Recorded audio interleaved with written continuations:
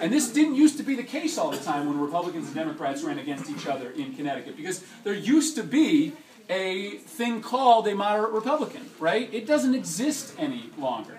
And Linda McMahon is in bed on almost every issue with the national Republicans who are out to get states like Connecticut. Right? The differences are pretty simple. Linda McMahon, she thinks that you solve this economy and you create jobs by investing in tax cuts for the wealthy. Well, we know what happens when you do that because we're living with it right now, right? We tried that for 10 years, and it created a lot of wealth for very few people, and it sucked a lot of wealth out of the middle class.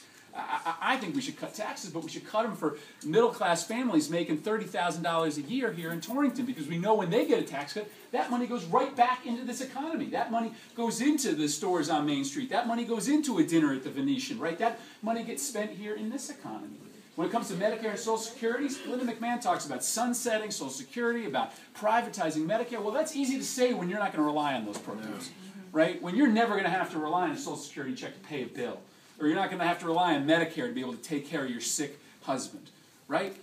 People here in Torrington, they don't exist. They don't put food on the table without Social Security and Medicare.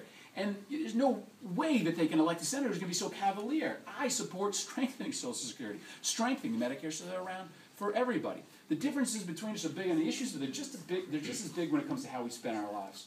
I got to tell you, we got to tell this story too, right? Because we're all sitting in this room because we've dedicated a portion of our life to serving the public. We know that you don't spend 2/3 of your life fighting for nobody except for yourself, and then show up magically to say you're going to fight for the rest of us, right? Just like you, I've spent my entire life running to people to help them. And Linda McMahon has spent her entire life running over people to help herself, right? That's the essential difference in this race, and we got to go out there and tell people about this.